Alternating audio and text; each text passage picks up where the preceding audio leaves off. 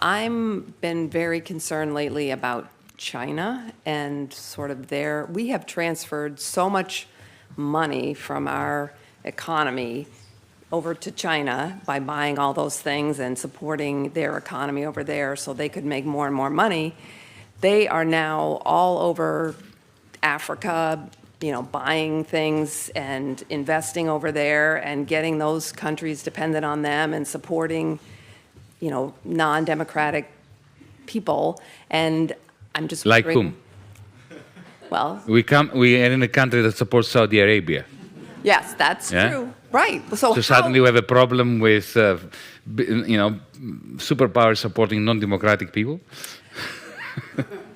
Yes, yes, I do, but I also am just concerned that we've sort of created the economic power that China sort of has now, and they're using it, I fear, going to be using it against us eventually and against the better interests of a lot of people. Allow me to put your mind to rest. Okay, great. You shouldn't worry about that.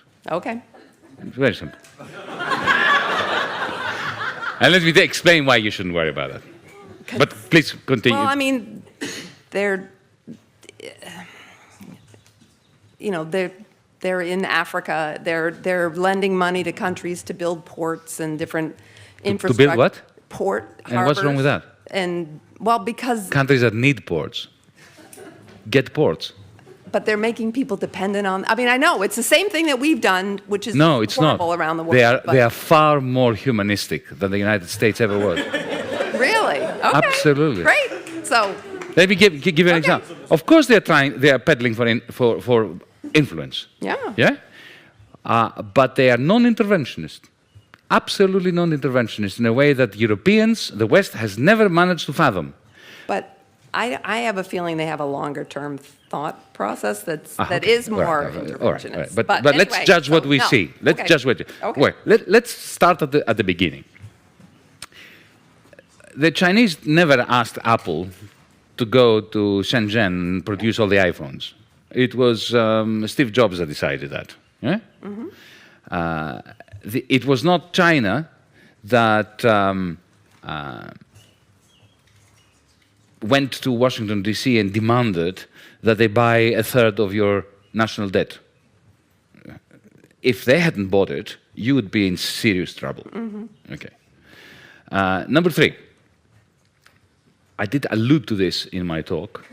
If in 2008 China had not cranked up their credit bubble, you would be in a new Great Depression now. Mm-hmm.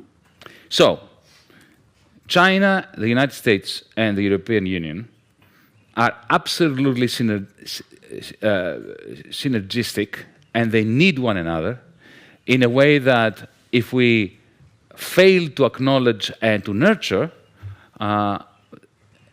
billions of people, including the majority of the people in this country, are going to suffer.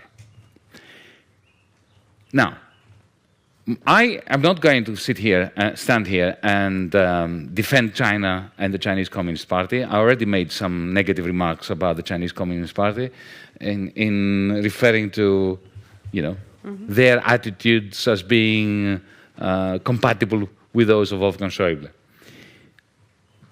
My concern about China is the authoritarian manner in which the Chinese regime is treating the Chinese people. As a Democrat, I have a problem with this.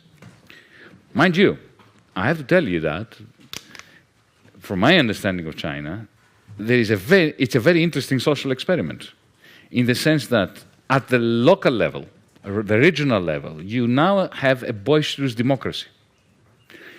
At the local and regional level.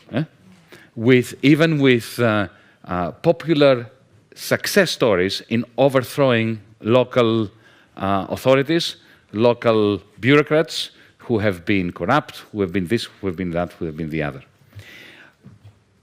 When it comes to the influence of China outside its borders, I have to say, firstly, it's quite remarkable that they don't seem to have any military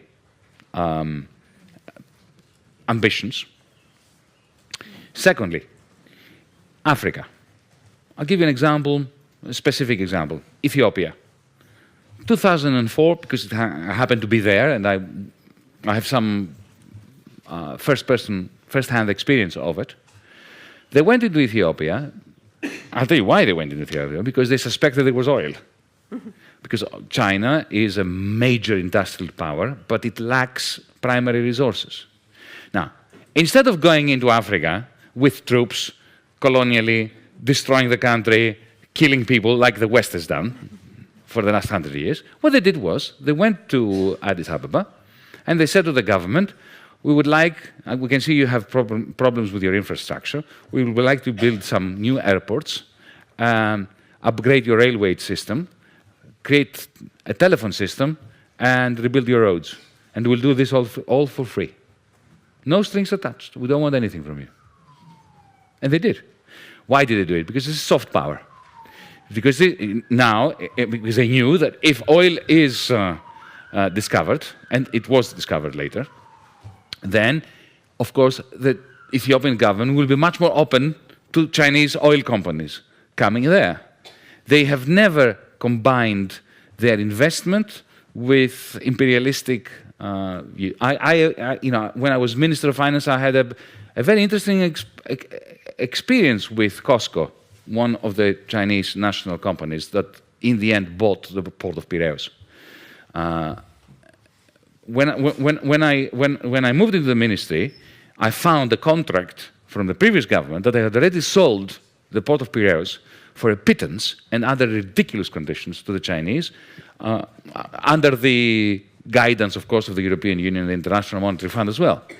And in other words, as a minister, I was bound to a particular deal that was terrible for Greece. And I went to the Chinese and discussed it with them.